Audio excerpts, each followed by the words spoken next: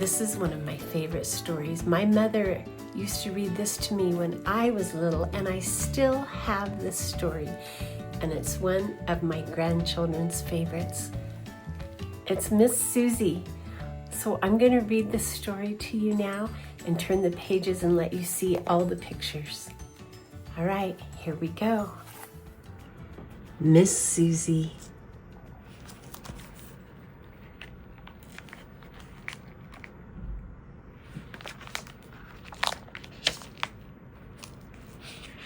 By Miriam Young. Miss Suzy was a little gray squirrel who lived all by herself in the tip-tip-top of a tall oak tree. She liked to cook, she liked to clean, and she liked to sing while she worked.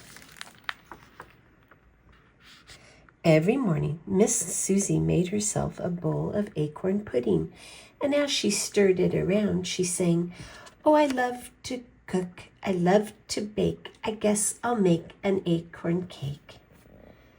After that, she swept the crumbs from her moss carpet with a little broom she made from maple twigs. Then she dusted her firefly lamps and rinsed her acorn cups and put her whole house in order.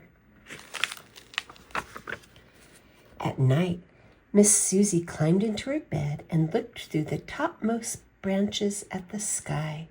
She saw a million stars, and the wind blew gently and rocked her to sleep. It was very peaceful. But one day, a band of red squirrels came jumping and chattering to the foot of the tree where Miss Suzy lived.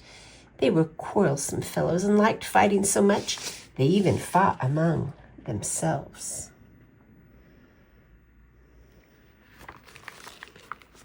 Miss Suzy did not see them because she was in her kitchen, and she did not hear them because she was singing, "Oh, I love my house, oh yes siree, my own little house in my own oak tree." She was just putting her cake in the oven when she looked up and saw a lot of strangers in her doorway. 1, 2, 3, she counted, and 1, 2, 3 more. 6 red squirrels. They chased her out of her little house.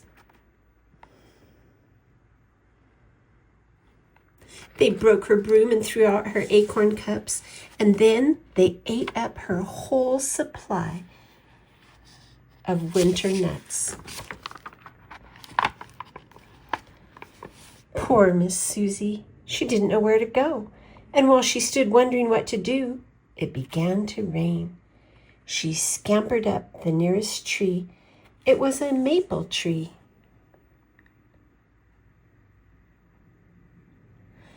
Standing beside an old house, she ran out on the branch and dropped to the roof. The rain came down hard, and her fur was all wet. Shivering and cold, Miss Suzy scrambled down the chimney of the old house and out of the hole and into the chimney and into the attic. There in the dusty, quiet attic, she saw a beautiful dollhouse. It was big enough for a whole family of dolls. She knocked at the door. There was no answer, so she peeped inside. My, what a lovely house, thought Miss Suzy. It is fit for a queen, but it needs a good housekeeper, so it is just the place for me. The flowered carpets were covered with dust, and cobwebs clung to the gold chandeliers. There was dust on the black iron stove in the kitchen and on the little piano in the parlor. There was even dust on the china closet in the dining room and a spider web on the dishes inside.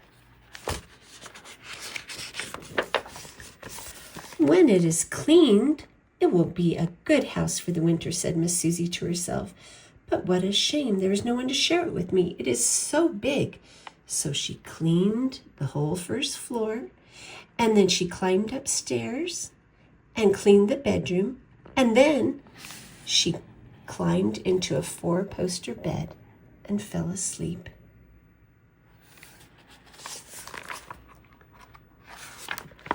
The next morning, Miss Suzy was hungry and she left the dollhouse to go looking for nuts or seeds. On her way to the attic window, Miss Suzy saw a box. Just the thing to keep my nuts and seeds in, she thought, and opened it up. Well, what do you think she saw inside? A band of toy soldiers. They had been sleeping there for years. Thanks for setting us free, said the captain. And now I need a place for us to live. Oh, do come and stay with me, invited Miss Suzy. So the toy soldiers marched into the big dollhouse, and Miss Suzy took care of them like a mother. She cooked their meals in the little kitchen and served them in the dining room. At night she told them stories and tucked them into 4-poster beds. The soldiers were very happy, and most of the time Miss Suzy was happy too, but not always.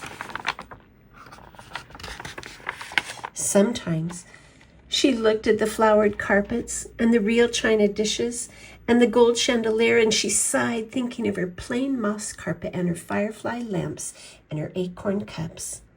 One night in spring, instead of telling the soldiers a story, she told them about her old home in the oak tree.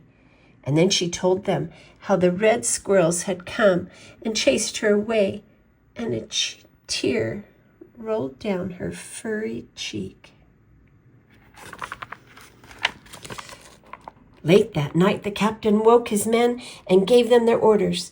There were only 5 of them, but they were very brave, and their hearts were full of love. After all, Miss Suzy had cared for them all winter.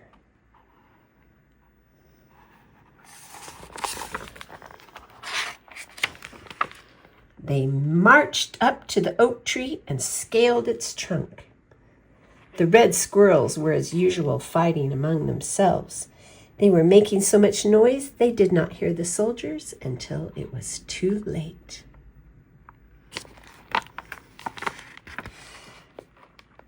This is Miss Suzy's house, said the captain, drawing his sword.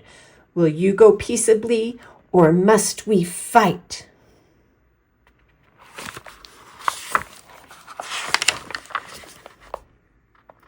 The red squirrels looked at the soldiers with their shining swords and brave faces, and one by one they scurried headfirst down the tree.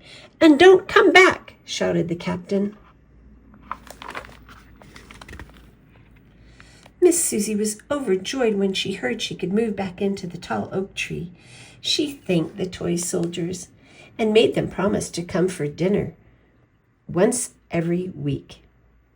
Then the soldiers waved goodbye and marched off through the forest, singing merrily.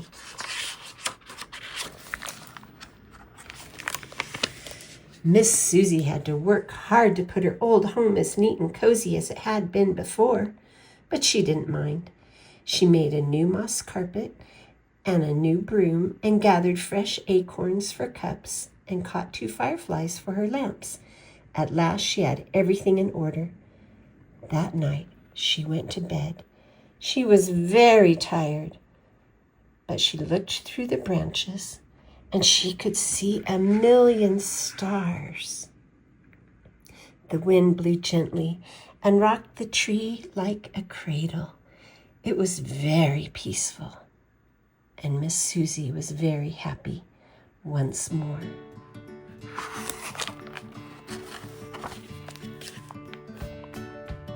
The end.